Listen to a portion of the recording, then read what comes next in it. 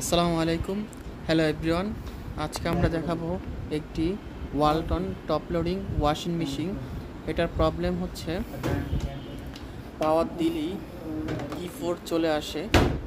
তো আজকে আমরা এটি চেক করে দেখব কি সমস্যা এটিতে। আমাদের সাথেই থাকবেন, আমরা দেখাবো আজকে এটা কিভাবে প্রবলেম সলভ করা যায় এবং রিপেয়ার করব। এটার পাওয়ার লাইন দেওয়া হয়েছে। এখন দেখবেন যে কি প্রবলেম।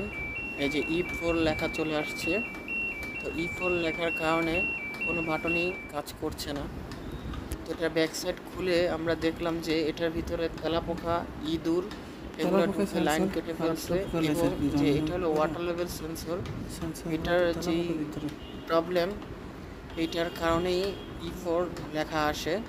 তো ওয়াটার লেভেল সেন্সরটাও খারাপ করে ফেলছে, এই যে এগুলো সব কেটে ফেলছে ভিতরে।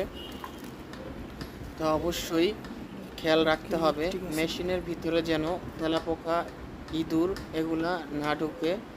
অবশ্যই এগুলোর জন্য লাল হিট বা কোনো স্প্রে ব্যবহার করবেন। এটা হচ্ছে নতুন ওয়াটার লেভেল সেন্সর, এটা আমরা এখন লাগিয়েছি, চেক করছি।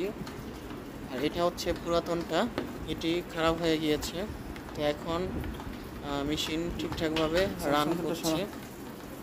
তো আমরা দেখাবো এই যে পানি নিচ্ছে, এরকম সার্ভিস